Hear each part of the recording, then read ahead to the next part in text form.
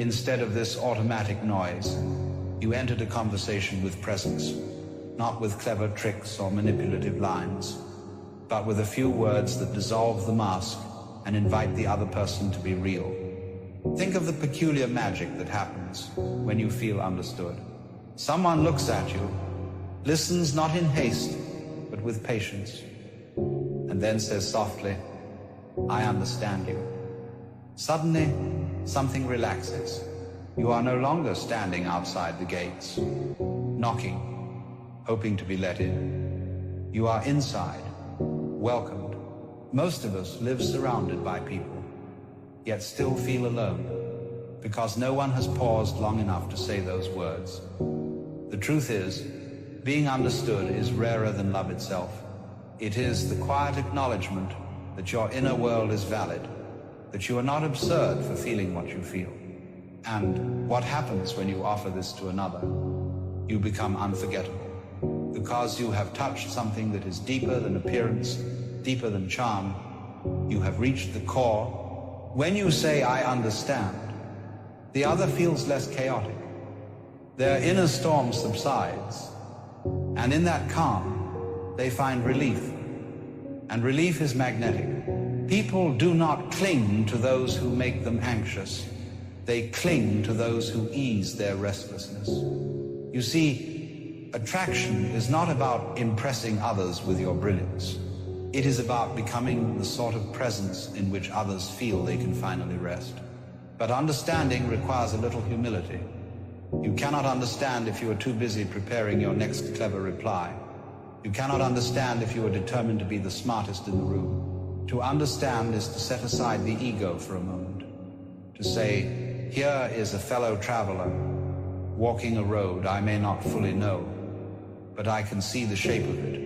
And when people sense that in you, they no longer resist. They lean closer, because they no longer have to fight to exist in your presence. You have made room for them. Now imagine you are speaking with someone, and you tell them, "That makes sense." A small phrase, almost trivial, yet how powerful it is. Because what you are truly saying is, "I have listened, I have taken in your thought, your feeling, and it has found a place in me. It has landed." Most people never receive this gift. They speak, and their words disappear into the void. But when someone hears that, they make sense. Their heart eases. They feel accompanied, no longer wandering alone. And so, without realizing it, they grow attached to the one who mirrors them. This is not about empty agreement. To tell someone that makes sense does not mean you must think the same way. It means you recognize the path they took, the reason behind their words. Recognition is enough. The Stoics called this tolerance, to let another hold their view without needing to crush it. And people feel safe in the company of tolerance. They open themselves further because they sense you are not a threat. And the more they open, the more they trust. The more they trust, the more they wish to remain near. This is the quiet rhythm of connection. But notice, if you simply toss the phrase carelessly, it becomes meaningless. If you say, "That makes sense," without truly listening, it dies on your lips. Presence is what gives it weight. You must really be there, hearing not only the words, but the silence between the words. When you feel the truth of what another has said, then you say, "That makes sense to me, because I can see how you reached it." Now you are no longer two isolated beings. You are sharing a reality. Shared reality is closeness. And closeness, when unforced, is what draws hearts together. There is another phrase that glows with power. You are right. Such a simple thing, yet it satisfies a longing we all carry, even the proudest of us. To be told we are right is to feel seen. Of course, this cannot be overused, for then it becomes flattery, and flattery is counterfeit. But when it is spoken with sincerity, it disarms. Imagine a quarrel, tempers rising, each person determined to win. Then suddenly, one voice says, "You're right about that," Instantly, the tension dissolves. The need to defend collapses. Because what people truly seek in argument is not victory, but validation. And to give that validation freely is strength, not weakness. Great mind loves truth, no matter where it appears. So if another has spoken truth, even in the smallest measure, to admit it shows your maturity. It shows you are not a slave to pride. And paradoxically, those who yield attract far more respect than those who must always win. For the insecure must guard every inch of ground, while the wise know when to bow. And when you bow, the other feels safe, and when they feel safe, they begin to trust, to soften, to remain. Consider how different such moments feel compared to ordinary conversation. Most of the time, words are used as weapons, as tools for domination. But when you say, "You're right," sincerely, you lay down the sword. You show that your concern is not for your ego, but for truth itself. And people find that irresistible. Because it is so rare, they meet in you not a rival, but a companion, not a competitor, but an ally. And what is more attractive than one who lets you rest, who lets you be, who acknowledges your value without needing to diminish their own? There is yet another word, perhaps the simplest of all, and yet the most neglected. Listen. Strange, isn't it, that such a small act can feel rarer than gold? We live in a world where nearly everyone is speaking, but hardly anyone is listening. To listen is not simply to wait for your turn to reply. It is not to nod while secretly preparing your next line. To listen is to enter another's world without the urge to rearrange it. When you say, "I'm listening," and truly mean it, you are giving a gift that almost no one ever receives. And how magnetic that gift is, because when someone feels listened to, they feel real, they feel alive, as though their presence matters. You have given them space to unfold without interruption, without judgment. In that moment, you are not trying to control them, or correct them, or outshine them. You are simply being with them. And this, you see, is love in its purest form. Not necessarily romantic love, but the love that recognizes we have 2 ears and 1 mouth, so that we might listen more than we speak. Yet notice how we live now, in constant noise, in endless chatter. To be the one who listens, to be the one who pauses and attends, is to stand out as water in a desert. People return to you not because you dazzled them with brilliance, but because you gave them the rare experience of being heard. And when you think of it, isn't that what we all crave? Simply to be allowed to exist, unchallenged. The secret of all these words, understand, sense, write, listen, is not that they are techniques. The moment you treat them as tricks, they lose their power. Their magic lies in sincerity. When you embody them, you are no longer performing, you are allowing. And in that allowing, others blossom. Think of a flower.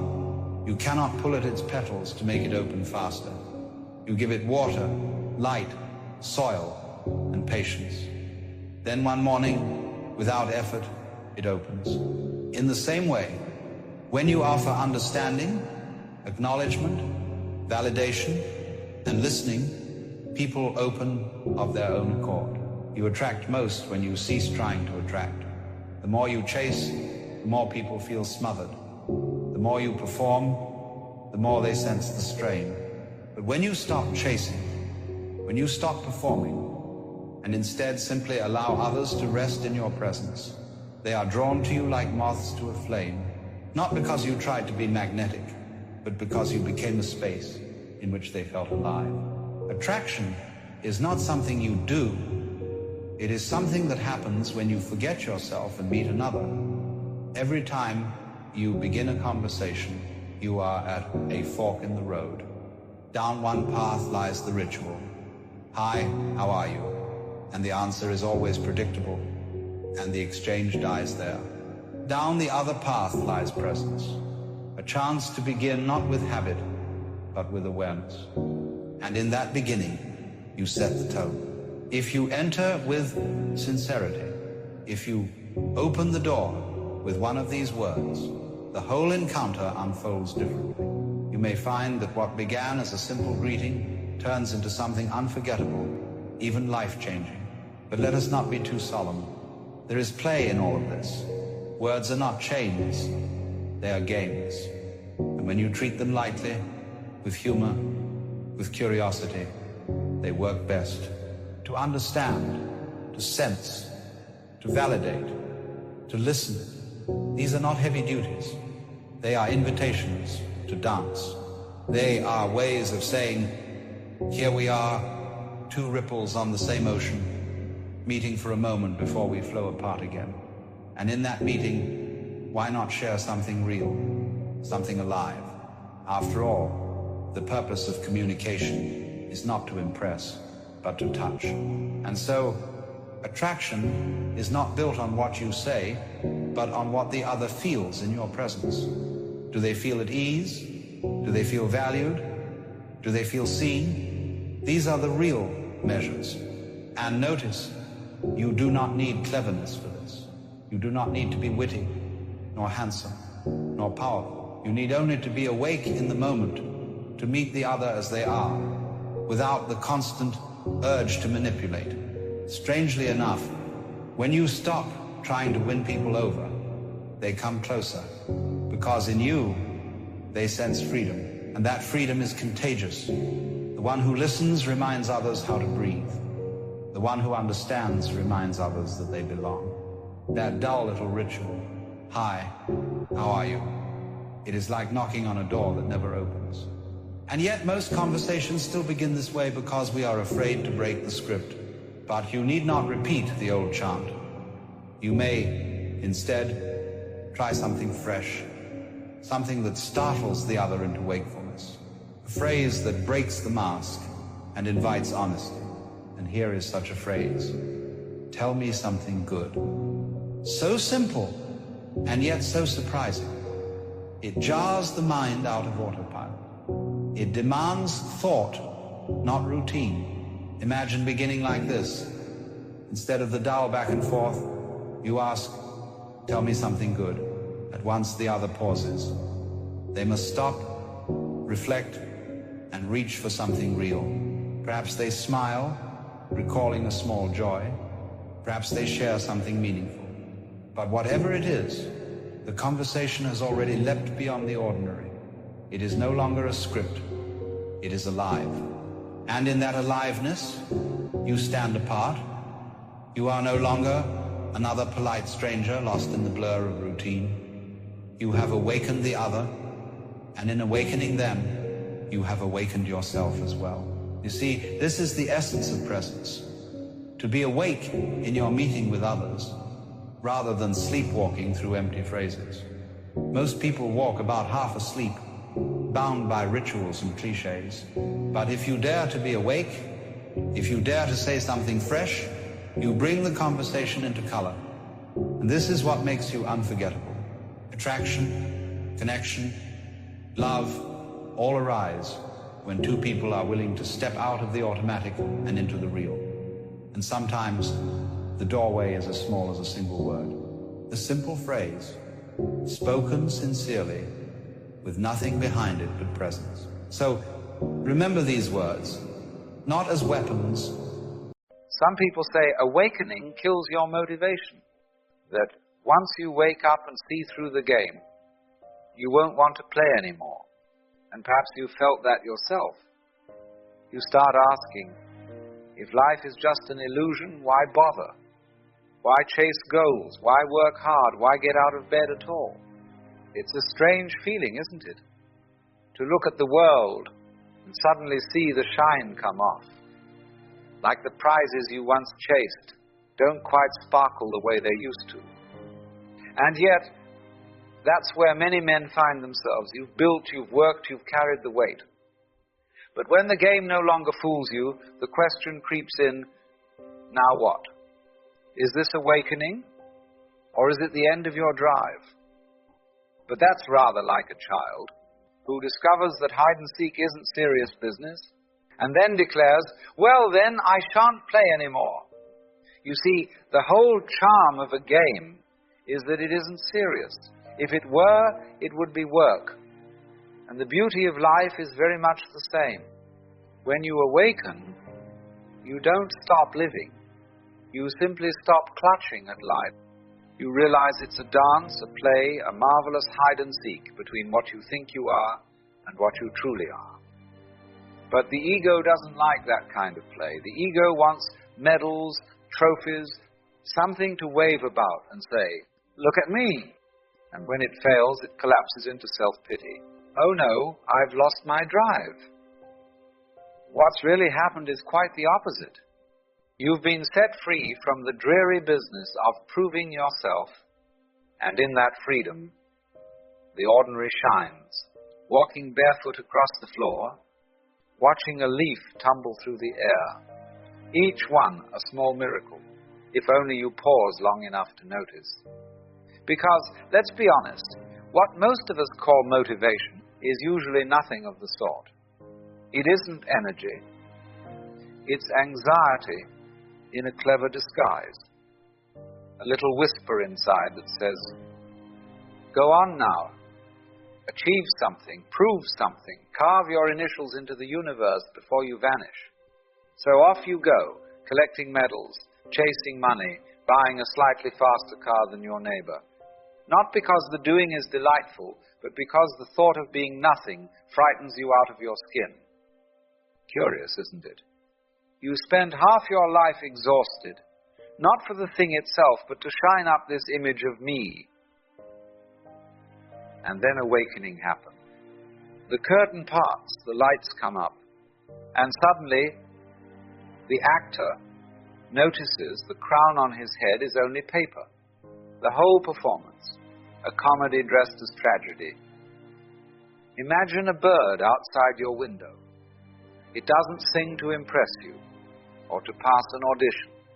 It doesn't say, listen, I've composed a new tune, I do hope you approve.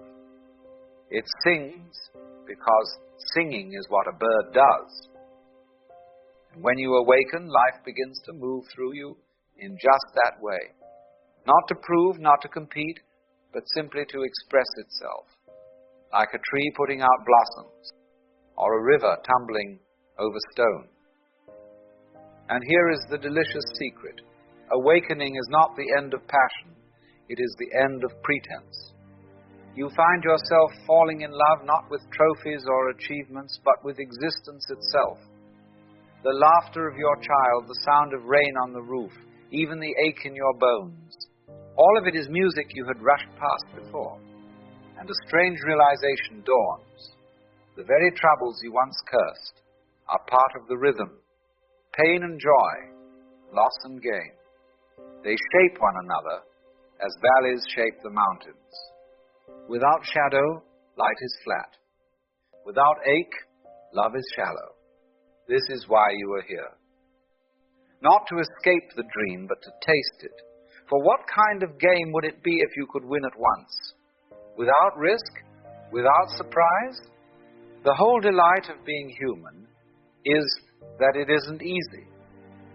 So awakening doesn't lift you out of the world. It drops you right into the thick of it. Heart open, laughing at the cosmic joke, grateful for every note in the symphony. And you see, the point was never to arrive anywhere. The point is that it's happening at all. So instead of being whipped along by fear or dragged about by ambition, a new kind of energy begins to move you. Not the restless push of must do, must win, but the effortless pull of delight. It's the difference between rowing a boat upstream until your arms ache and suddenly noticing the current is carrying you all along. Now don't mistake this for laziness. Play is not lazy. Children at play have more energy than any businessman chasing a deadline. A musician absorbed in his instrument. A craftsman shaping wood with care. A gardener lost in the rhythm of planting. All of them are moved by this other kind of fire. Not the fire of fear, but of joy. Life begins to act through you, as naturally as a tree putting out blossoms in spring. And you find you are no longer the manager, the pusher, the taskmaster. You are the expression. The river doesn't need motivation to flow. The sun doesn't get up in the morning saying, I'd better shine or else. And when you're awake, you discover you are not separate from that river, not apart from that sun. You are the same unfolding energy. And so your doing becomes like dancing. The steps are there, the rhythm is there, but it isn't forced. It's play. It's music. It's effortless. That is the energy of awakening. Not driven by the whip of should, but moved by the joy of being. And here's the marvelous joke of it all. When you stop grasping at meaning, life hands it to you everywhere. The ego thinks, if I can't be the hero, the conqueror, then what's left? But awakening flips the whole thing on its head. You begin to see that life was never asking you to conquer it, it was inviting you to join it. You discover a kind of freedom that was hiding in plain sight. The freedom to laugh at yourself, to stumble without shame, to play the game knowing full well it's a game. And from there, everything ordinary becomes radiant. Washing the dishes, walking the dog, talking nonsense with your friends. None of it is wasted, because none of it needs to be anything other than what it is. The meaning you were chasing all those years wasn't somewhere else. It was in the very act of living, unpolished, unpretentious, and already complete. Awakening doesn't take away your passion. It takes away the counterfeit fuel, fear, comparison, that restless itch to measure yourself against everyone else. When you stop treating life as a ledger to balance, life becomes lavish. You begin to notice beauty was never hiding from you. You were simply too busy chasing something else to see it. You see, the beauty of awakening isn't in having life all figured out. It's in discovering that life, just as it is, has always been unspeakably beautiful. Awakening is beautiful because it hands you back your own life. Before, you were living under a spell, pulled along by comparisons, fears, and the endless race to be enough. Awakening cracks that spell, and suddenly you can breathe. You discover that you were never missing anything, that nothing out there had the power to complete you, because what you were seeking was already in you all along. That recognition is not just relief, it's freedom. It's beautiful because it restores wonder. A child doesn't need a reason to chase fireflies. They do it because life itself is astonishing. Awakening returns you to that innocence, but with the depth of everything you've lived through. It's not naive joy, it's seasoned joy. The kind that knows pain and yet chooses to marvel anyway. It's beautiful because it softens you. Instead of clinging to control, you begin to trust. You see that even your struggles were part of the story that shaped you. And when you understand that, bitterness gives way to gratitude. What once felt like punishment reveals itself as preparation. What once looked like chaos begins to show its pattern. And above all, awakening reconnects you with the sacredness of existence itself. To be awake is to realize that life was never a problem to solve, but a mystery to behold. Every breath, every touch, every fleeting moment is a gift you don't own but are allowed to experience.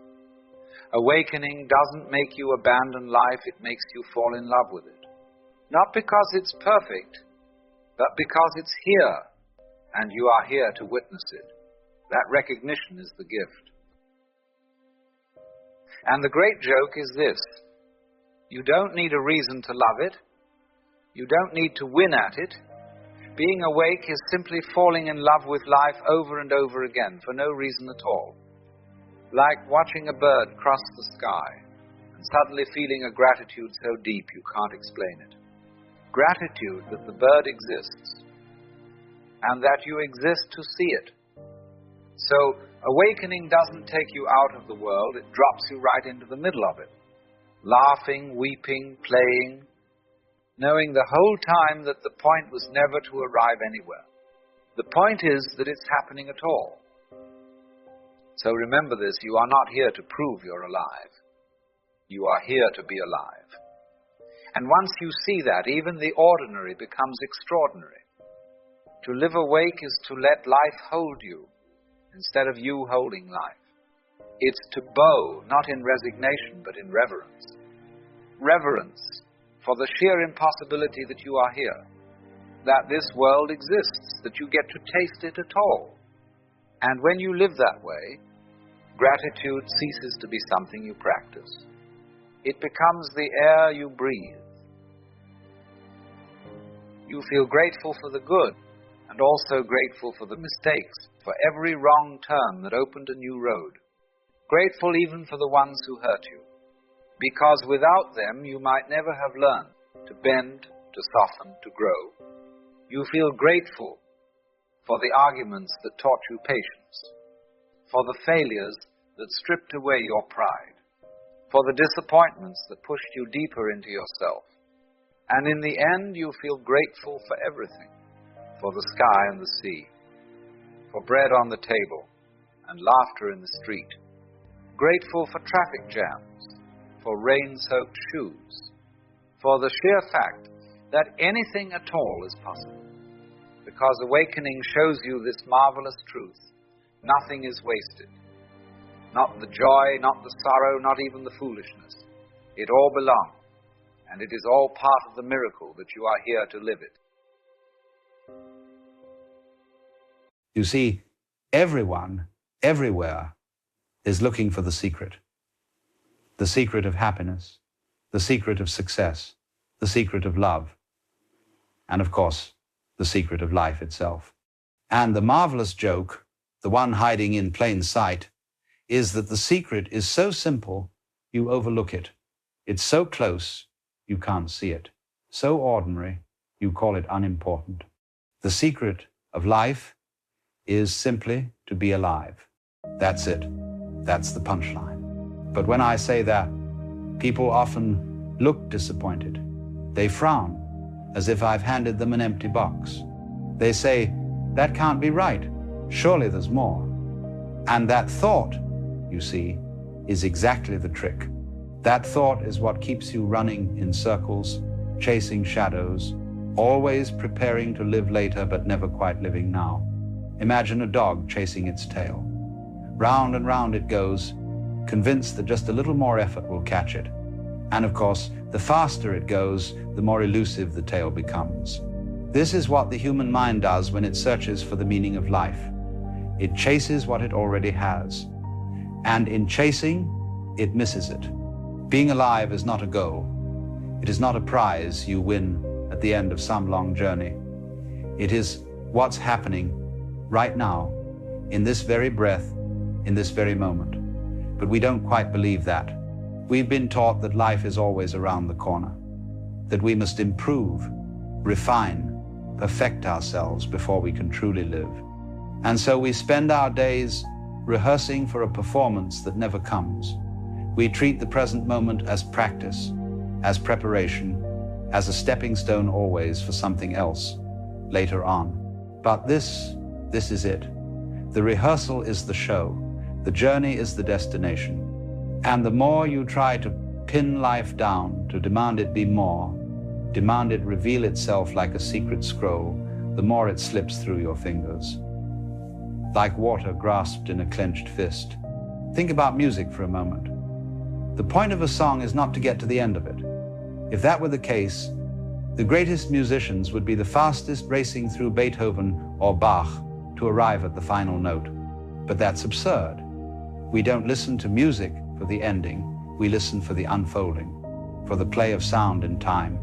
And life is no different. The point of life is not to reach the finish line.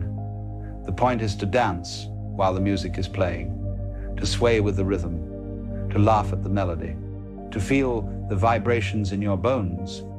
And yet most people are running through life like it's a race, desperate to get somewhere, anywhere other than where they are. Now, part of the difficulty comes from the ego, because the ego is built on becoming.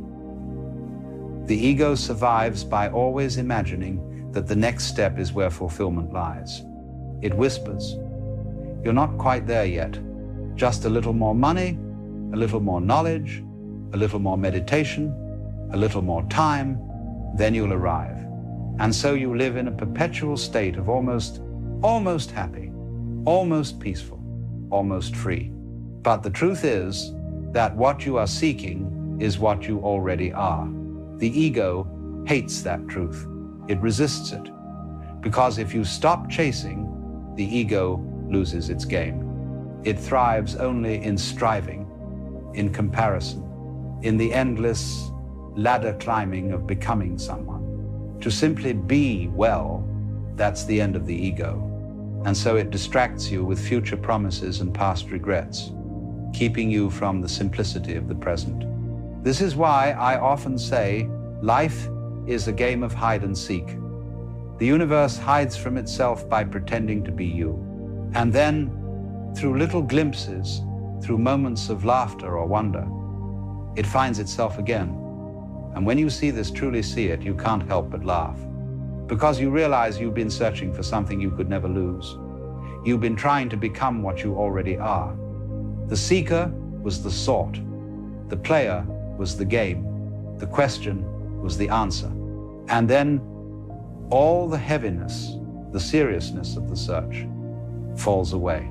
Life is revealed not as a problem to be solved, but as a song to be sung, a dance to be danced, a mystery to be enjoyed rather than explained.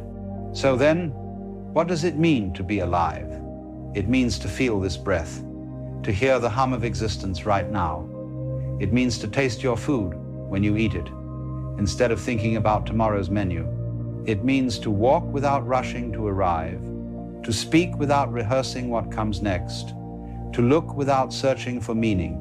To be alive is not an achievement. It is awareness itself. It is this. But most of us are so busy chasing that we forget to notice. We live as though life were elsewhere, always waiting for us, just beyond the horizon. But tomorrow never comes. There is only ever this eternal now. So what do? You stop grasping. You stop clutching. Life cannot be held like property. It can only be received like a gift.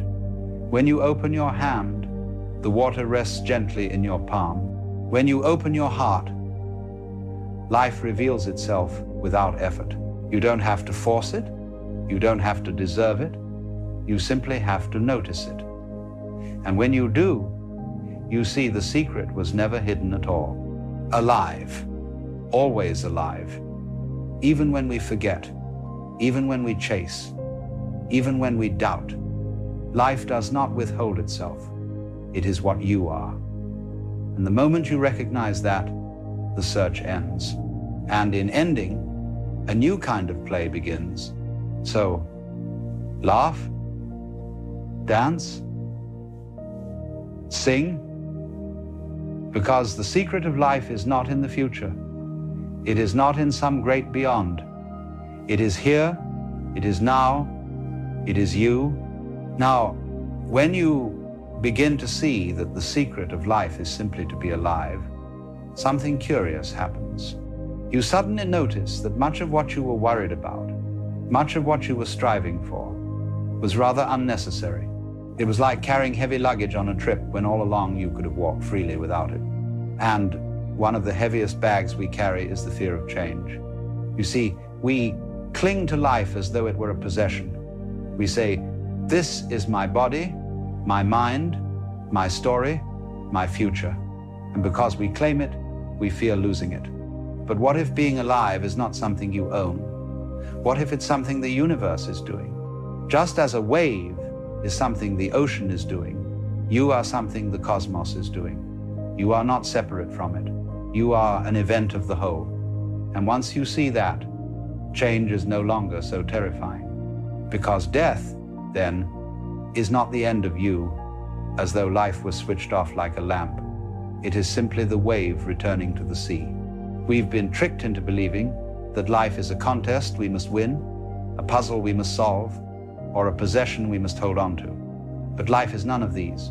Life is play, life is music, life is the dance of energy appearing as forms, disappearing as forms, always in motion, always alive. So then, the question arises, if life is simply to be alive, if there is no grand puzzle to solve, what are we supposed to do with ourselves? And the answer is, anything. You see, the universe didn't bring you here with a task list pinned to your chest.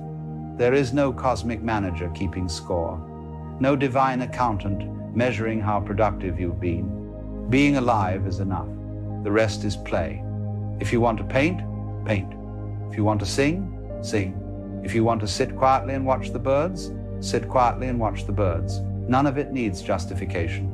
But of course, we are trained from the beginning to believe otherwise.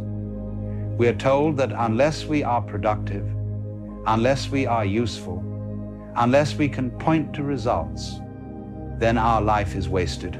But that's a dreadful misunderstanding of the game. Does a flower bloom to prove something?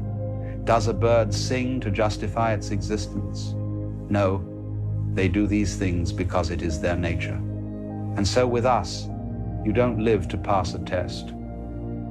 You live because life is what's happening. Now, let's return to this question of death for a moment. Because many people, when they hear the secret of life is to be alive, feel uneasy. They say, but what about when I'm no longer alive? What about when it ends?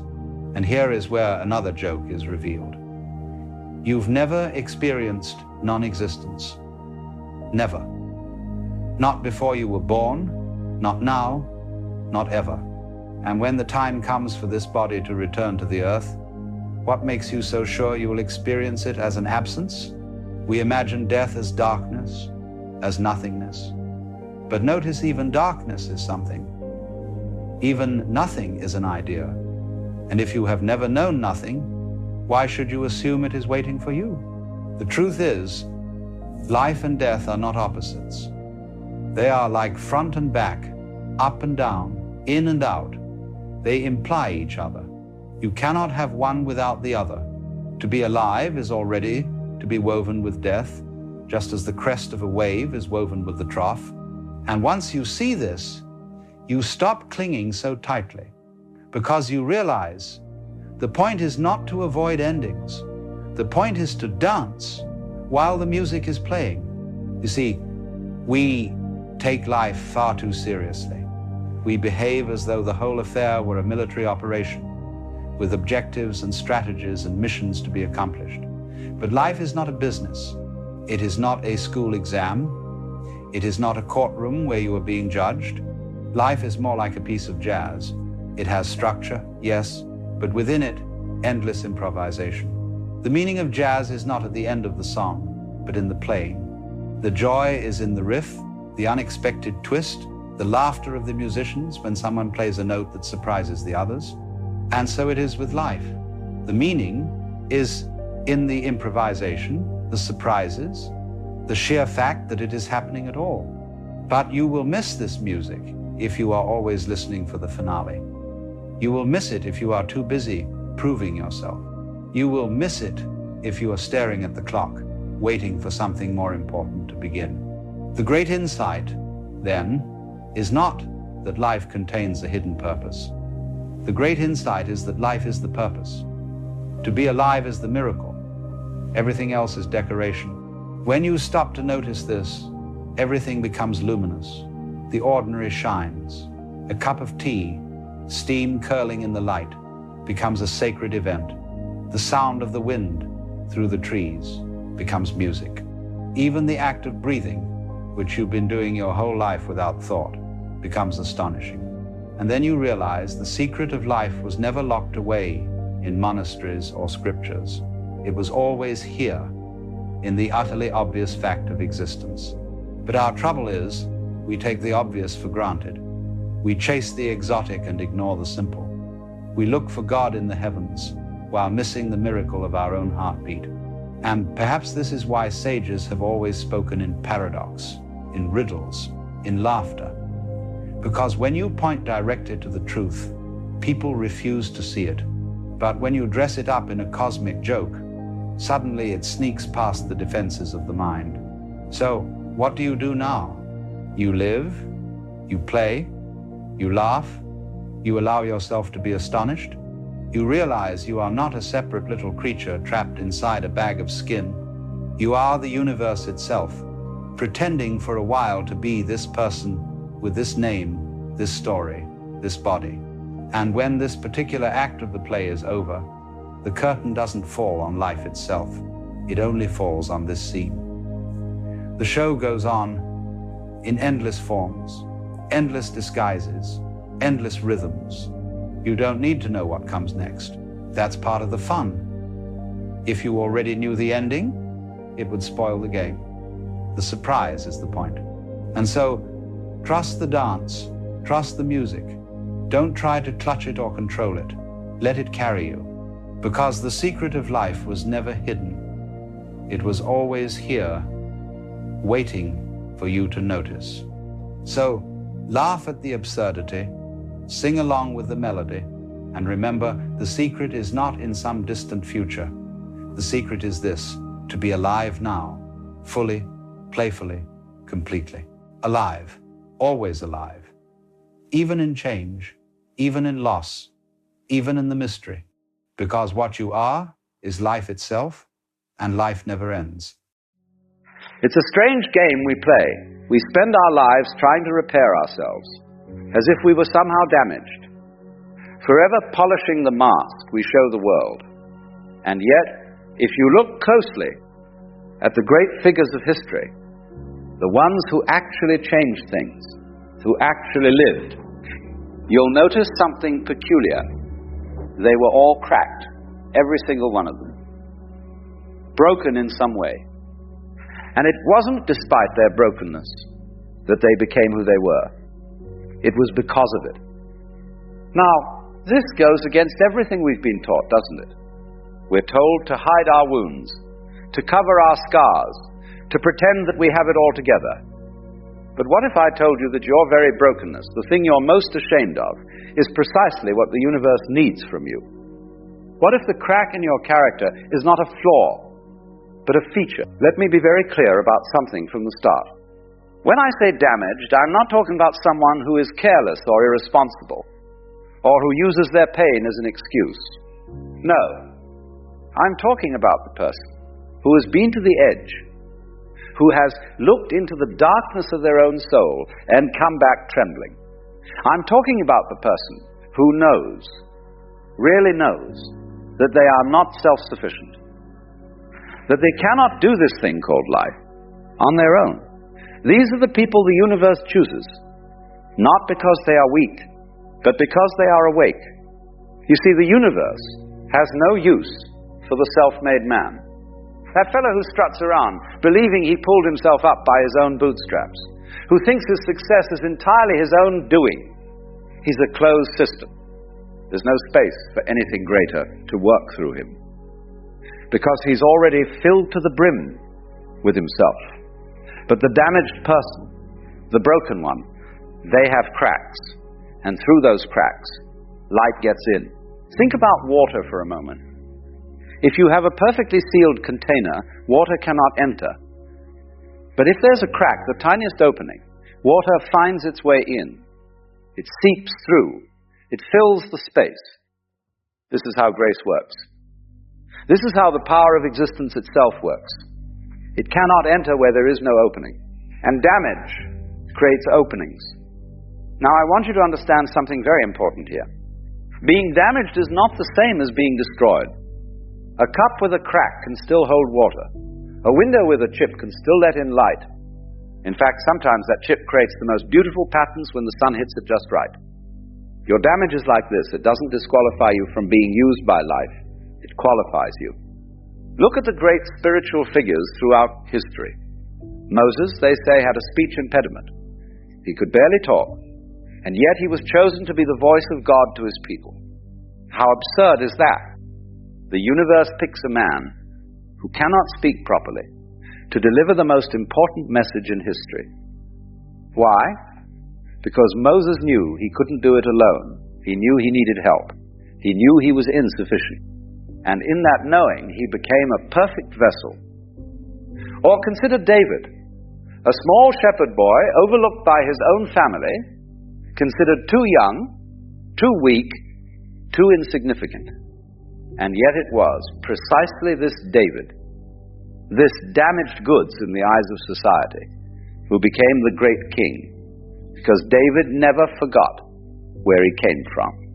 He never forgot his smallness. Even when he wore a crown, he remembered he was just a shepherd boy who the universe had picked up and used. The pattern is everywhere once you start looking for it. Paul, the great apostle, was a murderer. He hunted down and killed the very people whose cause he would later champion. Can you imagine the weight of that? The knowledge that you destroyed the lives of those you now claim to serve? And yet, it was this very guilt, this very awareness of his own capacity for evil, that made him such a powerful teacher. He knew he was saved not by his own goodness, but by something far beyond himself. Here's what happens when you're damaged. You lose the illusion of control. You realize you're not running the show. Most people walk through life believing they're in charge. That if they just work hard enough, plan well enough, be good enough, everything will turn out fine. But the damaged person knows better. They've seen how quickly everything can fall apart. They've felt the ground give way beneath their feet. And in that terrible moment of falling, they learn something the comfortable never learn. They learn to trust what catches them. This is why the universe chooses damaged people. Because they've learned to let go. They've learned to relax into life rather than trying to grip it with white knuckles. Have you ever tried to float in water? If you tense up, if you try to control every movement, you sink. But if you relax, if you trust the water, it holds you. Life is exactly like this. The damaged person has learned to float. Now let me tell you what damage really is. It's not the thing that happened to you. It's not the addiction, the abuse, the failure, the loss. Those are just events. Damage is what happens inside you when you finally admit that those events changed you, that you're not the same person you were before, that you cannot go back to who you were. This admission, this acknowledgement of change, this is what creates the crack through which light enters. Most people, when something terrible happens, they spend all their energy trying to go back to normal. They want to return to who they were before. But the damaged person realizes there is no going back. The old self is gone. And in the space where the old self used to be, something new can grow. Something that wasn't possible before. This is not recovery. This is transformation. And transformation is what the universe is after. You know what's fascinating? The people who have never been broken often have the hardest time with life. They're brittle. When something difficult comes along, they shatter because they've never learned to bend. But the person who has already been broken, who has already been bent out of shape, they have a kind of flexibility. They can move with life's changes rather than resisting them. They're like old wood that has weathered many storms. Strong not because it's rigid, but because it knows how to sway. I want to tell you about something that happens when you accept your damage. You become humble. You realize you're not the star of the show. You're not even the director. You're just one small part of an enormous production. And this realization, far from being depressing, is actually tremendously liberating. Because when you know you're not in charge, you can stop trying to control everything. You can stop exhausting yourself trying to manage every outcome. You can simply do your part and let the rest unfold as it will.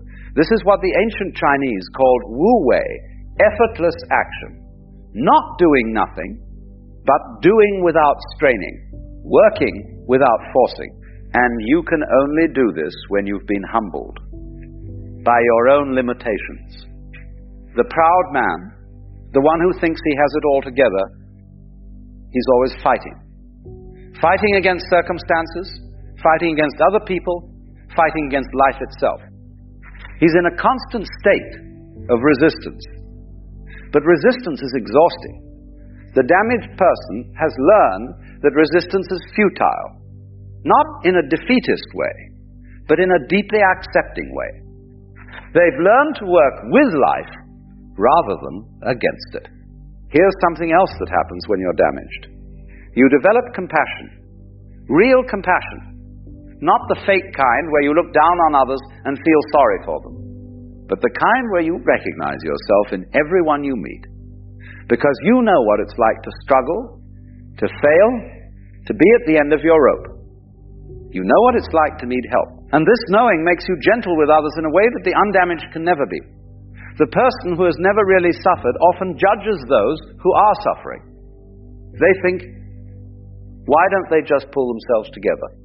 Why don't they just try harder? But the damaged person knows it's not that simple. They know that sometimes trying harder is exactly the wrong thing to do. Sometimes you have to stop trying and simply surrender. And this knowledge, born of personal experience, makes them able to help others in ways the comfortable never could. Now, I need to say something about what damage is not. Damage is not an excuse. It's not a reason to give up, or to wallow in self-pity, or to treat others badly. If your damage has made you bitter, resentful, cruel, then you've missed the lesson. You've taken your pain and turned it inward or outward as poison, rather than allowing it to crack you open. The difference between the person the universe can use and the person it cannot is this. One person looks at their damage and says, why me? This is unfair. I am cursed. The other person looks at their damage and says, what is this trying to teach me? How is this making me more human? What am I supposed to learn from this? Both are damaged, but only one is becoming wise. There's a story I love about a man who goes to see a teacher. He says, Master, I have so many problems. I am anxious. I am depressed. I have addictions. I have failed at everything I've tried. How can I possibly be of any use? And the teacher says, you have just listed your qualifications. The man is confused. And the teacher explains, your anxiety has taught you that life is uncertain. Your depression has taught you that happiness cannot be forced. Your addictions have taught you that you need help. Your failures have taught you humility. These are not disqualifications. These are your credentials. This is what I mean when I say the universe chooses damaged people. It's not that it looks for people who are broken and says, oh, let me use them. It's that brokenness creates the conditions necessary for something greater to work through you. It's like how a seed must break open before it can become a plant. The seed that stays intact, perfectly sealed, perfect in its seedness, will never grow. And what emerges from that crack is not the old you, perfectly restored. It's something entirely new. Something that was always waiting inside you, but could never come out, because the shell was too hard. Now with the shell cracked, it can finally emerge. Let me tell you what I've observed. The people who change the world are never the ones who had it easy. They're the ones who struggled, who failed, who fell down and got back up so many times they lost count. Why? Because struggle teaches you things that comfort never can. It teaches you that you're stronger than you thought. It teaches you that you can survive what you thought would destroy you. It teaches you that there's something in you, or working through you, that is greater than your circumstances. And here's the beautiful part. Once you've learned this, once you've really learned it in your bones, you become fearless. Not Fearless in the sense that you're never afraid. But fearless in the sense that you know fear is just a feeling, and feeling's past. You know that even if the worst happens, you'll be okay. Because you've already survived the worst, or something close to it. And you're still here. This is the great secret of damaged people. Free to take risks. Free to speak truth. Free to love without holding back. Because they know that holding back doesn't protect you anyway. I want you to think about this for a moment. Who would you rather learn from? Someone who has never failed, who has always succeeded at everything they tried, who has never known real suffering, or someone who has fallen flat on their face, who has known despair, who has clawed their way back from the edge. The first person can tell you about success, but the second person can tell you about life. The universe chooses damaged people because they have wisdom that the comfortable don't have. They've been refined by fire. They've had the unnecessary burned away. What remains is essential, true, real. And this is what the universe needs. Not people who are perfect, but people who are real. Now here's where it gets really interesting. When you accept your damage, when you stop trying to hide it or fix it or pretend it's not there, something magical happens. Other people see it, and they recognize themselves in you. Your damage becomes a bridge, a way for others to cross from their isolation into connection. Because everyone is damaged in some way. Everyone has wounds they're trying to hide. But when you stop hiding yours, you give others permission to stop hiding theirs. This is how healing happens. Not through pretending to be whole, but through admitting you're broken. Not through presenting a perfect image, but through showing your scars. Your willingness to be vulnerable, to be seen in your damage. This is what allows others to be vulnerable too. And in that mutual vulnerability, something beautiful happens. Connection. Real, deep, human connection. The universe doesn't choose damaged people to do its work. Despite their damage, it chooses them because of it. Because damage creates humility. Humility creates openness. Openness creates space. And in that space, something greater can work. Call it God. Call it the universe. Call it the power of life itself. Whatever you call it, it needs space to work. And damage creates that space. So if you're sitting there thinking, I'm too broken to be of any use. I'm too damaged to matter. I've made too many mistakes. Let me tell you something. You're exactly who the universe is looking for. Your brokenness is not a bug. It's a feature. Your damage is not a disqualification. It's your credential. Your wounds are not shameful secrets. They're badges of honor that say, I have lived, I have suffered, I have learned, and I am still here. The universe doesn't need more perfect people. It needs more real ones. It doesn't need more people who have it all together. It needs more people who are willing to fall apart and be put back together in a new way. It doesn't need more people pretending to be strong. It needs more people who know they're weak and let something stronger work through them. This is the great paradox. Power is made perfect in weakness. Not despite weakness, but in it, through it, by means of it. The very thing you think disqualifies you is what qualifies you. The very wound you're trying to hide is the door through which light can enter. The very damage you're ashamed of is the crack through which grace flows. So stop trying to fix yourself. Stop trying to present a perfect image. Stop pretending you have it all together. Instead, be honest about your damage, acknowledge your brokenness, admit your need for help. And then, in that moment of honest vulnerability, you'll discover something amazing. You're not alone. You've never been alone. And the very damage you thought made you unusable is what makes you perfect for what the universe needs you to do. And the best vessels are the ones that have been broken and put back together. They're the ones that know they're just containers, not the thing contained. They're the ones that let light pass through them. because they're full of cracks. And that light, that power, that grace, it shines all the brighter because of those cracks. So be damaged, be broken. You know, there's something quite extraordinary about the way we construct our sense of self. From the moment we begin to develop self-awareness as children, we start telling ourselves stories about who we are. And these stories, these narratives about our identity, become so deeply embedded, so thoroughly believed, that we never think to question them. We take them as absolute truth, as unchangeable facts about our nature. But here's what I want to suggest to you today. The most fundamental stories you tell yourself about who you are, the bedrock assumptions upon which you've built your entire sense of identity, are lies. Not malicious lies, not deliberate deceptions, but profound misunderstandings about the nature of your being. And these three lies, these three fundamental illusions, keep you trapped in patterns of suffering, limitation, and endless seeking. The extraordinary thing is that everyone believes these same three lies.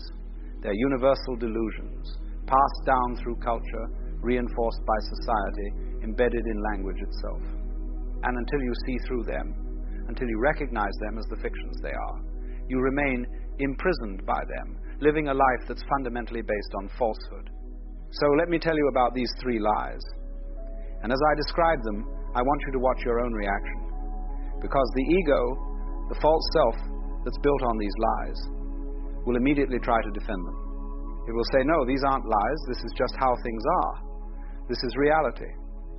And that defensive reaction is itself evidence of how deeply these lies have been believed. The first lie, and this is the foundation upon which the other two rest, is the lie that you are separate, that you are an isolated entity, a separate self, fundamentally divided from everything else that exists. You believe you are in here, behind your eyes, inside your skin, and the world is out there, separate from you, something you observe and interact with, but are fundamentally apart from. Now, on the surface, this seems obvious, doesn't it? Of course you're separate. You have your own body, your own thoughts, your own experiences. When you feel pain, others don't feel it. When you think, others don't hear your thoughts. The boundary of your skin seems to clearly mark where you end and not you begins. How could this possibly be a lie? But let me ask you something.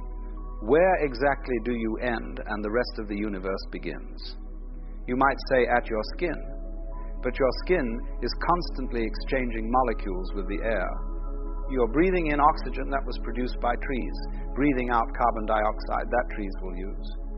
The atoms in your body right now were once part of stars, part of the earth, part of countless other organisms. The food you ate yesterday is literally becoming you today. The bacteria in your gut, without which you couldn't survive, are they part of you or separate from you? You see, the boundary is completely arbitrary. It's a convention, a useful fiction, but not an actual division in reality. You are not a separate thing interacting with the universe.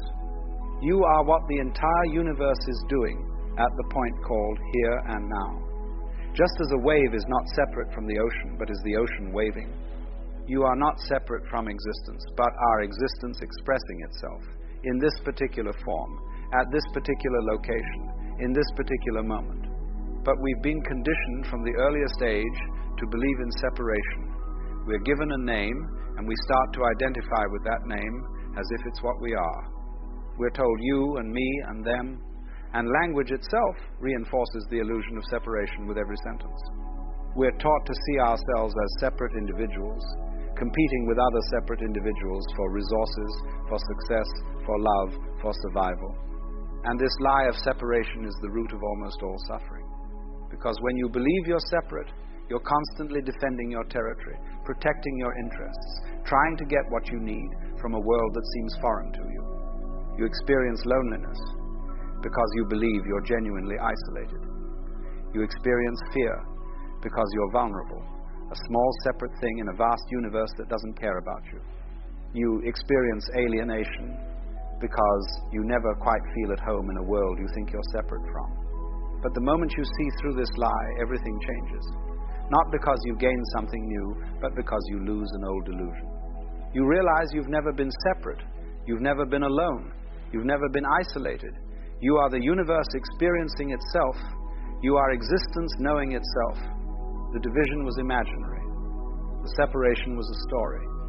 And without that story, what remains is a sense of profound connection, of being at home everywhere, of belonging to everything. Now, the second lie builds directly on the first. This is the lie that you are consistent, that there's a continuous, unchanging you that persists through time. You believe there's a stable self, a constant identity that was there when you were 5 years old, is here now, and will be there when you're 80. You think of yourself as a thing, a noun, an entity that endures through all the changes of life. But is this actually true? Are you the same person you were 10 years ago? Are your thoughts the same? Your beliefs? Your body? Every cell in your body has been replaced multiple times over. Your opinions have changed. Your preferences have evolved. Your memories of your past have been rewritten countless times. So where is this continuous self? What you call yourself is actually a process, not a thing. It's a verb, not a noun. You are not a being, you are being. You're not a self, you're selfing. There's a continuous flow of experience, of sensation, of thought, of feeling, but there's no solid, unchanging entity having these experiences. There's just the experiencing itself. Think about it this way. When you look at a river, you give it a name. You call it the Mississippi or the Thames or the Ganges. But is it really the same river from moment to moment? The water that's flowing past you now will be miles away in an hour. New water is constantly flowing in. The river is never the same from one moment to the next. And yet we speak of it as if it's a single, continuous thing. You are like that river. You're a flowing process of thoughts, sensations, experiences, constantly changing, never the same from moment to moment. But you've been taught to think of yourself as a thing, as a solid entity, as a consistent self.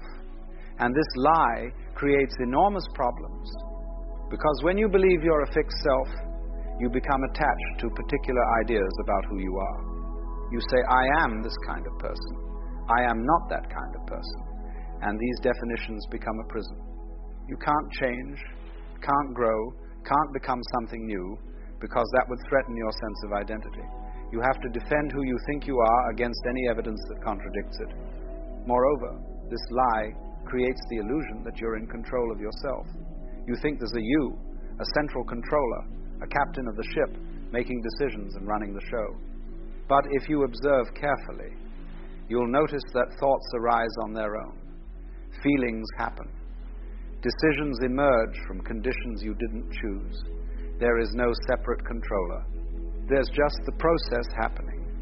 And then thought comes in afterward and claims credit for it, saying, I did that, I thought that, I decided that. When you see through this second lie, when you recognize that you're a process rather than a thing, there's an incredible freedom. You're no longer trapped by outdated ideas about who you are.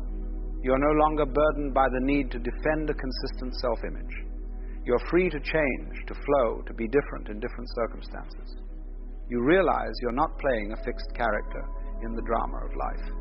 You're the drama itself, constantly improvising, constantly new. And now we come to the third lie, and this one is perhaps the most insidious. This is the lie that you are inadequate, that there's something wrong with you, that you need to become someone or something other than what you are, to be acceptable, to be worthy, to be complete. This lie is woven into the very fabric of our civilization. From the moment you're born, you're being measured, evaluated, judged. Are you developing properly? Are you meeting the milestones? Are you good enough? Smart enough? Attractive enough? Successful enough? The message is constant and clear. As you are right now, you're not quite right. You need to improve, to achieve, to become better. The entire economy runs on this lie. Advertising works by creating a sense of lack. You're not attractive enough, but buy this product and you will be. You're not successful enough, but get this degree, this job, this house, and you will be. You're not happy enough, but consume this experience, this substance, this entertainment, and you will be. The underlying message is always the same. You are not okay as you are. But if you do this or acquire that, then you'll finally be acceptable. Religion often reinforces this lie in different clothing. You're a sinner, you're fallen, you're separate from the divine, but if you follow these rules, perform these rituals, believe these doctrines, then you might become worthy. Even much of what passes for spirituality today is based on this same lie. You're not enlightened, you're not awakened, you're not conscious enough. But if you meditate enough, practice enough, purify enough, then you might finally become what you should be. But here's the truth that nobody wants you to know. You are already complete. You are already whole. There is nothing wrong with you. There never has been.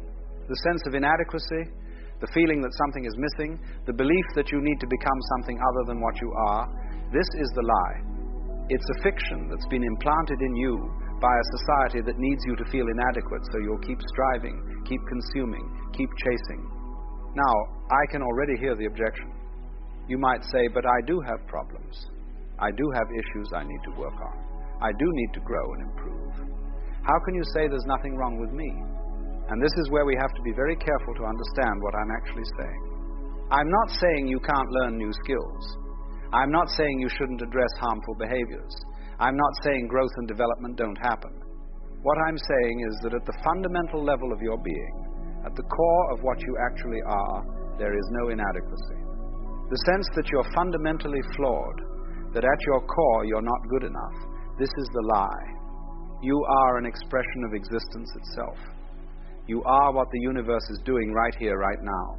And existence doesn't make mistakes. A tree doesn't worry that it's not a good enough tree.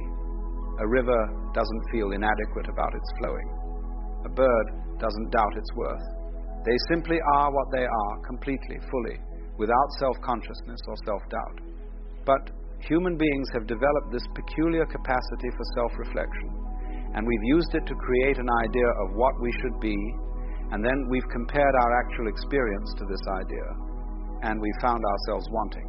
We've created an ideal self, a perfect version we think we should be, and then we've felt bad about not being that. But the ideal is imaginary. It's a concept. It's not real. What's real is what you actually are in this moment. And what you actually are is the universe experiencing itself in human form. You are existence knowing itself. You are life living itself. And that is already completely sufficient, completely whole, completely acceptable. Not because you've achieved something, not because you've earned it, but because that's simply what is. When you see through this third lie, when you recognize that the sense of inadequacy is just a story you've been told and have believed, something remarkable happens. You stop the endless striving to become acceptable.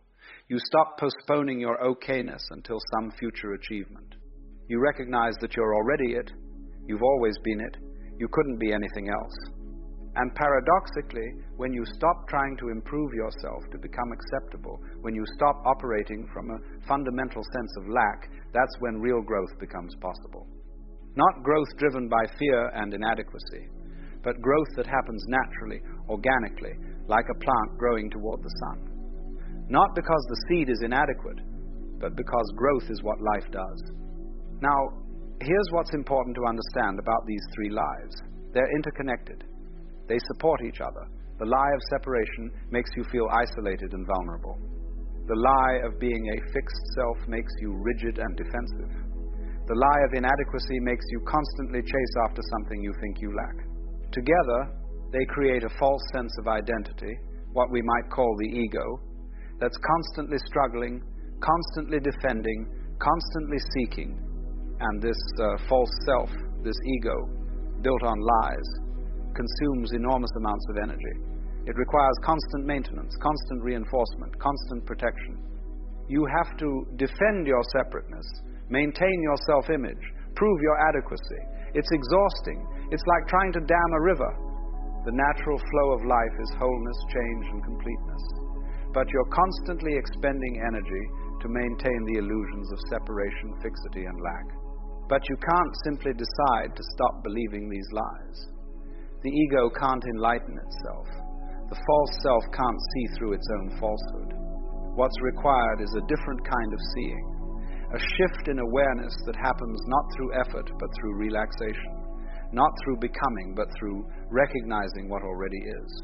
This is why all the great spiritual traditions, beneath their different forms and languages, point at the same thing.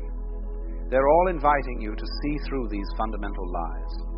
The Buddhist talks about the illusion of the separate self. The Hindu speaks of recognizing your identity with Brahman, with all that is.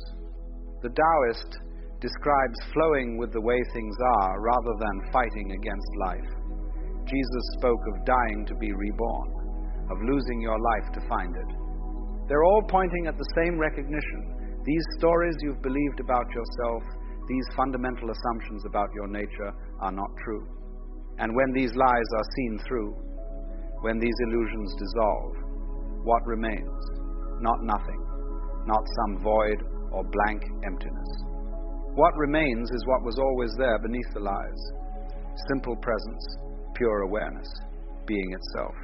You don't become something special. You recognize what you've always been. You don't achieve some extraordinary state. You wake up to the ordinary reality that was hidden by extraordinary delusions. Let me be very practical about this. How do these lies operate in your daily life, and how does seeing through them change your experience? Take the lie of separation. When you believe you're separate, every interaction is a transaction between isolated entities. Relationships become negotiations. You're trying to get what you need from others while protecting yourself from being hurt. There's always this subtle guardedness, this sense of being on one side of a boundary while everyone else is on the other side. But when you see through the lie of separation, relationships transform. You recognize that you're meeting yourself in different forms. The boundary between self and other becomes transparent. There's still the appearance of separateness, still different bodies and personalities, but there's an underlying recognition of unity. Compassion becomes natural because hurting another is recognized as hurting yourself. Love stops being about getting something from someone and becomes about recognizing what you share. Consider the lie of being a fixed self. When you believe you're a consistent, unchanging entity, you become rigid. You have to defend your self-image, your reputation, your identity. If someone criticizes you, it threatens who you think you are. If circumstances change, you resist because it threatens your stability. You're constantly trying to control life to protect this imaginary stable self. But when you see through this lie, there's incredible flexibility. You can be different in different situations without feeling like you're being false. You can change your mind without feeling like you're betraying yourself. You can accept criticism without it devastating you because you're not identified with a fixed self that could be damaged. You become like water, taking the shape of whatever container you're in, yet always remaining essentially water. And the lie of inadequacy, this one affects every aspect of your life. When you believe you're fundamentally lacking, you're always striving, always seeking, always trying to fill the void. You pursue achievements hoping they'll make you feel worthy. You chase experiences hoping they'll make you feel fulfilled. You seek approval from others hoping it will validate your existence. But nothing ever quite works because you're trying to fill an imaginary hole. When you see through this lie, the striving stops. Not because you become lazy or passive, but because the desperate quality drops away. You still take action, still have preferences, still pursue things, but not from a place of lack. There's a sense of already being fulfilled, and actions arise from that fullness rather than from trying to fill an emptiness. Life becomes play rather than struggle.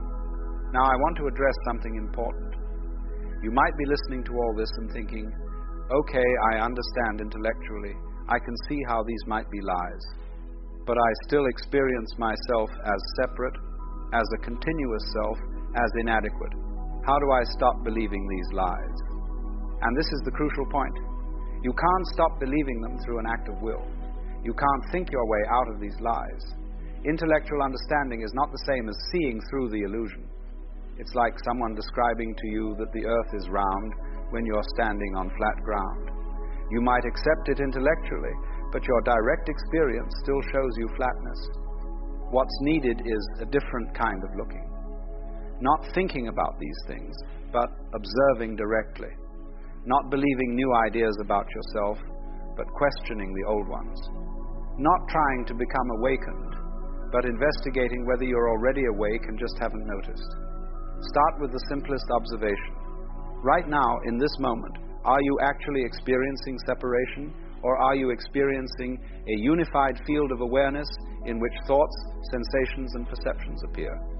Don't think about it. Just look. Is there actually a separate you experiencing these things, or is there just experiencing happening? Look at this thing you call yourself. Can you actually find it? Where is it? Is it your body, but your body is constantly changing? Is it your thoughts, but thoughts come and go? Is it your memories, but memories are constantly being revised? What is this self you're so sure exists as a continuous entity? And this sense of inadequacy, where does it come from? Is it actually in your direct experience right now? Or is it a thought about yourself, a story you're telling, a comparison you're making? When you're fully absorbed in something, when you're completely present, is there any sense of inadequacy? Or does that only appear when you step back and start evaluating yourself? This investigation is not about reaching a conclusion. It's about looking so directly at your experience that the lies become obvious. It's like looking at an optical illusion. Once you see how it works, you can't unsee it. You might still see the illusion, but you're no longer fooled by it. And here's the beautiful thing. You don't have to figure all this out. You don't have to become someone who has seen through the lies. The seeing happens on its own when the conditions are right. Your job is not to achieve some state of enlightenment.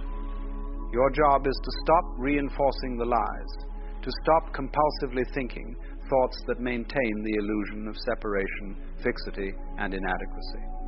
Every time you notice yourself defending your separate identity, pause. Every time you catch yourself trying to maintain a consistent self-image, pause. Every time you feel that fundamental sense of not being enough, pause. Don't try to change anything. Just notice. Just see what's actually happening. Because the lies are maintained by unconsciousness. They persist because you believe them without questioning. But the moment you bring awareness to them, the moment you actually look directly at the assumption rather than through it, something shifts. Not because you've done something, but because light has been shone on what was hidden in darkness. This is why all the great spiritual teachings emphasize presence, awareness, consciousness. Not as something to achieve, but as something to recognize. You are already aware. You are already conscious. You are already present. But you've been so focused on the content of awareness, so caught up in the story, that you've forgotten the awareness itself. And awareness is what you actually are. Not the objects of awareness, not the thoughts and feelings and sensations, but the awareness in which all of these appear. And awareness is not separate. It's not a fixed thing. It's not inadequate. These qualities belong to the objects appearing in awareness, not to awareness itself. When you rest as awareness rather than as the character in the story, the three lies are seen through naturally. There's no separation because awareness is the space in which everything appears. There's no fixed self because awareness is not a thing, but the capacity for things to appear. There's no inadequacy because awareness lacks nothing. It's already the fullness in which everything exists. I want to be very clear. I'm not asking you to believe any of this. Don't take my word for it. Don't make this into a new set of beliefs to replace the old ones. That would just be substituting one lie for another. Instead, investigate. Look at your own experience. Question the assumptions you've been operating under your entire life. The three lies everyone believes about themselves, separation, fixity, and inadequacy, are not your personal failing. They're part of the human condition. They're built into the structure of thought and language. Everyone is subject to them until they're seen through, so there's no blame, no fault. There's simply the possibility of waking up from the dream, of seeing through the story, of recognizing what you've always been beneath the layers of belief. And when that recognition happens, life doesn't stop. You don't float off into some detached state. The person continues, the body continues, the mind continues, but the identification shifts You are no longer imprisoned by the false sense of self. You are free to be human without believing you're only human. Free to have an identity without being trapped by it. Free to engage with life without the desperate quality that comes from believing you're inadequate. This is the liberation that's available to every human being. Not some special state for special people. Simply the recognition of what's always been true, hidden beneath the... You see, there is something rather extraordinary that happens to a person around the age of 40. Not to everyone, mind you, but to those who have been paying attention, to those who have not been entirely asleep through the first half of their lives. And what happens is this: they wake up, not with a jolt, not with some dramatic revelation necessarily, but with a quiet recognition that everything they thought was important, well, it simply is not. Now, this is curious, because we have been told our entire lives that youth is the golden time, that the 20s and 30s are when life really happens, when we are supposed to be climbing ladders and making names for ourselves, and proving to the world that we matter. And so we spend those decades running. Running after what, exactly? Running after an idea of success that somebody else handed to us, an idea of happiness that came from some magazine or some television program, an idea of who we should be that has nothing whatsoever to do with who we actually are. I remember being 25 and thinking I had it all figured out. I knew exactly where I was going and exactly how to get there. So I was so certain, so absolutely convinced that if I just worked hard enough, if I just achieved enough, if I just accumulated enough, then I would finally be happy. And you know what happened? I worked hard, I achieved, I accumulated. And when I got there, when I reached that place I thought was the destination, I looked around and said, is that all? Because you see, the first 40 years of life, they are really a kind of preparation. Not a preparation in the way we usually think of it, as in preparing for something better later. No, it is more like the way a caterpillar prepares to become a butterfly. The caterpillar does not know it is preparing. It is simply living, eating leaves, crawling around, doing what caterpillars do. But all the while, something is building inside it. Something is getting ready. This is what your 20s and 30s are. You are the caterpillar. You think you are just living your life, making your mistakes, having your heartbreaks, building your career, trying to figure out who you are supposed to be. But really, you are gathering material. You are collecting experiences. You are learning lessons that you will not understand until much, much later. When you are young, life feels urgent. Everything matters so desperately much. That job you did not get, that person who rejected you, that mistake you made at the party last weekend. It all feels like the end of the world. Because when you are young, you believe that every moment is defining you, that every choice is permanent, that every failure is a judgment on your worth as a human being. But here is what nobody tells you. All of that urgency, all of that desperation, it is just noise. It is the sound of your ego trying very hard to construct itself, trying to build an identity out of achievements and possessions and other people's opinions. And the ego must be built, you see. This is part of the process. You cannot skip this step. You must first believe you are somebody before you can discover that you are nobody, or rather that you are everybody, that you are the whole thing. Around 40, something shifts. And what shifts is this. You begin to see through the game. Not all at once, perhaps. Maybe it starts with small things. You stop caring quite so much about what your neighbors think. You find yourself less interested in impressing people. You notice that the things you once thought were so important, the title on your business card, the car in your driveway, the number in your bank account, they start to feel rather hollow. And this is when the fear comes. Because if you are not your achievements, if you are not your possessions, if you are not your role in society, then who are you? This is the question that terrifies people. This is why so many people around this age buy sports cars, or have affairs, or make dramatic changes they later regret. They are running from the question. They are trying very hard not to see what is becoming obvious. But if you do not run, if you sit still and let the question be there, something remarkable happens. you begin to notice that beneath all the roles you have been playing, beneath all the masks you have been wearing, there is something else. Something that was there all along. Something that never changed, even though everything in your life changed. The Buddhists call this your true nature. The Hindus call it Atman. I simply call it you, the real you. Not the you that your parents wanted you to be. Not the you that society expected you to become. Not the you that you have been trying so hard to prove is worthy and good and successful. But the you that exists underneath all of that. The you that watches thoughts arise and pass away. The you that remains constant while everything else flows and changes. And here is why life begins at 40. Because this is when you finally have enough experience to see the pattern. You have lived long enough to watch your certainties crumble. You have been disappointed enough times to stop believing in fairy tales. You have lost enough to understand that everything is temporary. You have hurt enough to develop compassion. You have failed enough to let go of perfectionism. Think about it. In your 20s, every mistake feels catastrophic because you have not yet learned that you will survive it.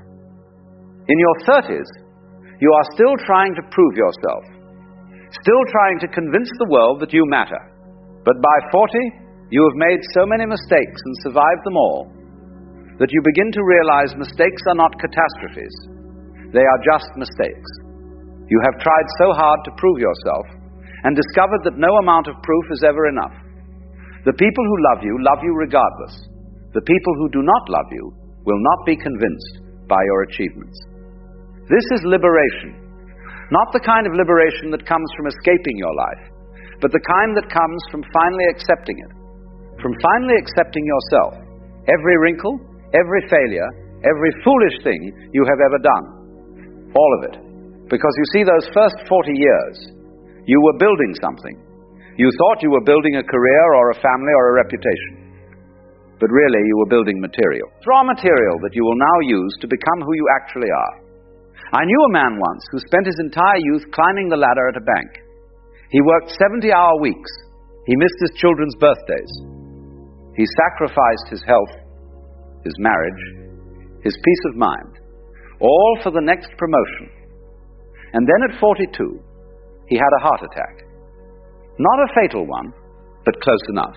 And as he lay in that hospital bed, he had a realization. He realized that he had spent the first half of his life working for something he did not even want. He had been chasing an idea of success that meant nothing to him. An idea someone else had planted in his mind when he was too young to question it. When he recovered, he quit his job. His friends thought he was mad. His family worried he was having a breakdown. But he was not having a breakdown. He was having a breakthrough. He started teaching music to children, which is what he had always wanted to do, but thought was not practical. And for the first time in his adult life, he was happy. Not the kind of happiness that comes from external circumstances, but the kind that comes from living in alignment with who you actually are. This is what happens at 40, when you are awake. You stop living for some imaginary future where everything will finally be perfect.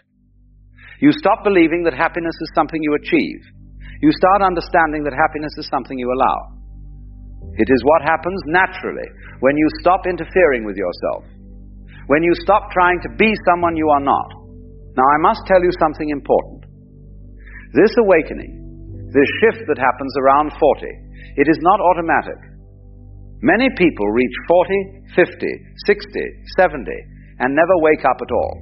They keep running the same patterns, chasing the same empty goals, wondering why they feel so hollow inside. This is because awakening requires something of you.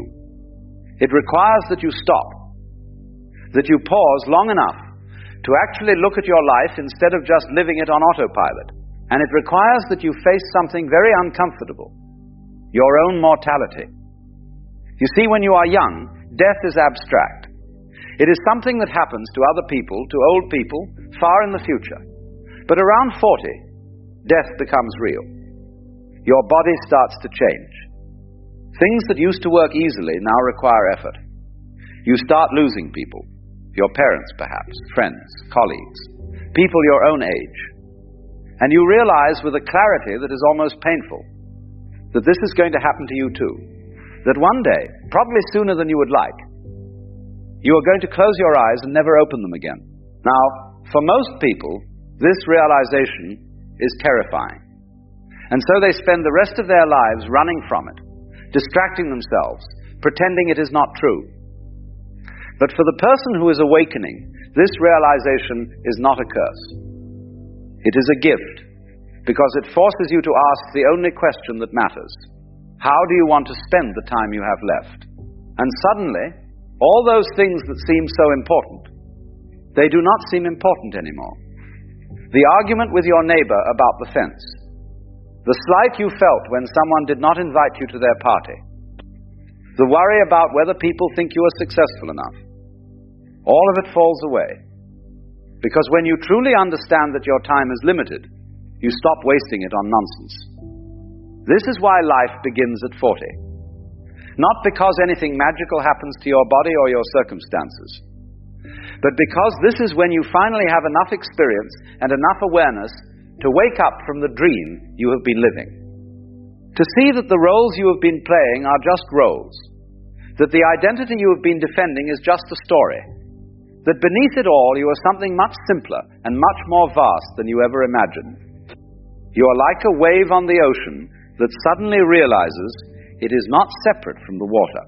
You have been spending all this energy trying to be an impressive wave, a big wave, a wave that matters. And then you realize you are not a wave at all. You are the ocean itself, temporarily taking the form of a wave. And when this wave crashes on the shore and disappears, nothing is lost, because you were never just the wave, you were always the whole ocean. This understanding changes everything. When you know you are the ocean, you stop being afraid of crashing on the shore. You stop worrying about whether you are a good enough wave. You stop comparing yourself to other waves. You simply ride the current, express yourself fully for as long as you are here, and then return to the vastness from which you came. And here is what is beautiful. Once you stop trying so hard to be somebody, you become more fully alive than you have ever been. Because all that energy you were spending on maintaining your image, on defending your ego, on proving your worth, that energy is suddenly available for actually living, for loving, for creating, for experiencing the extraordinary gift of being conscious in this strange and wonderful universe. I have seen this happen over and over again. People reach their 40s, they have their crisis or their awakening, whatever you want to call it, and then something opens up. They finally pursue that creative project they have been putting off. They finally leave that relationship that has been draining them for years. They finally speak up about what they really think, instead of always trying to please everyone. They finally slow down enough to actually taste their food, to actually hear the birds singing, to actually see the sky. This is not about becoming reckless or irresponsible. It is about becoming real.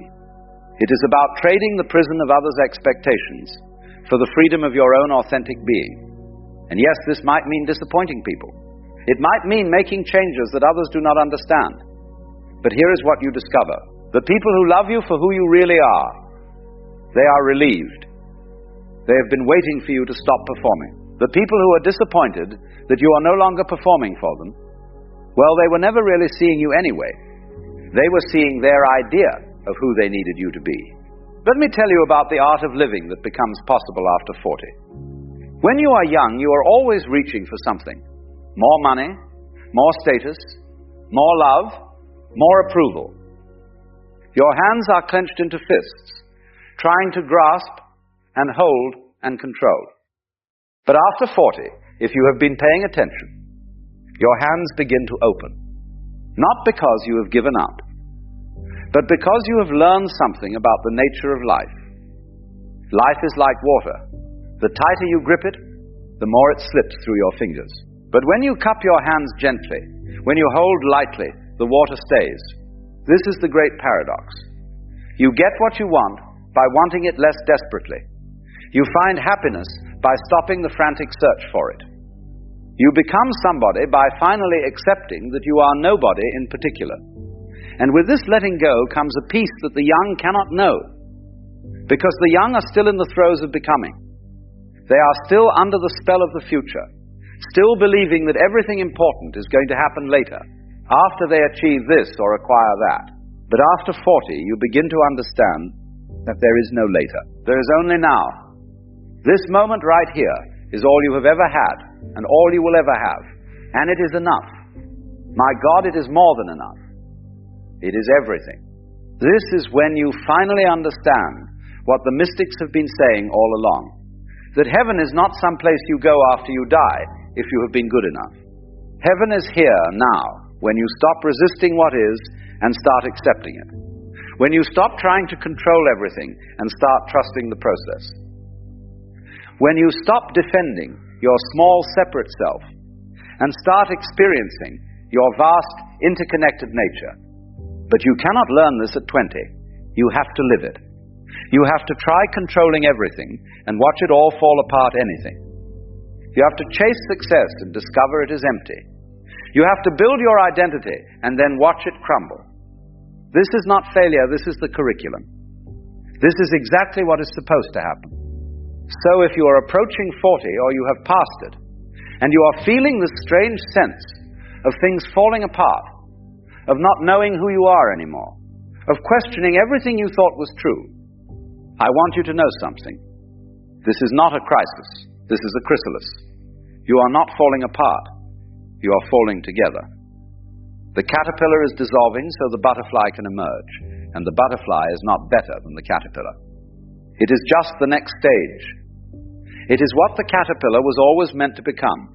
Your 20s and 30s were not wasted. They were necessary.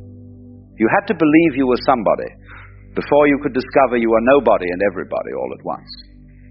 You had to take yourself seriously before you could learn to take yourself lightly. You had to play the game before you could see it is just a game. And now at 40 or beyond, you have a choice. You can fight this awakening. You can cling to your old identity, your old certainties, your old ways of being, even though they no longer fit. Many people do this. They spend the second half of their lives trying desperately to keep being who they were in the first half, and it is exhausting and ultimately futile. Or you can surrender to it. You can let the old you die so the real you can finally be born. You can stop performing and start being. You can stop defending and start accepting. You can stop becoming and start simply existing in the glory of what you already are. This is why life begins at 40. Not because the first 40 years did not count, but because they were the preparation for this moment. The moment when you finally understand that you do not need to earn your place in the universe. You are the universe. You do not need to prove your worth. Your worth is intrinsic, obvious, undeniable. You do not need to become somebody. You already are somebody. In fact, you are everybody. You are the whole dance. And from this understanding, from this deep recognition of who and what you really are, you can finally live. Not the anxious, grasping, proving kind of living you did before, but the open, flowing, trusting kind of living that feels like coming home. You can finally do your work without needing it to define you. You can finally love without needing it to complete you. You can finally be yourself without needing others to approve of you. This is the great gift of the second half of life. The first half was about building the ego. The second half is about seeing through it. The first half was about becoming somebody. The second half is about being nobody in particular and everybody in general. The first half was about taking life seriously. The second half is about recognizing that it is all a beautiful, strange, temporary dance. So yes, life begins at 40. Or rather, you begin to actually live your life at 40 instead of just rehearsing for it. You stop waiting for permission and give it to yourself. You stop looking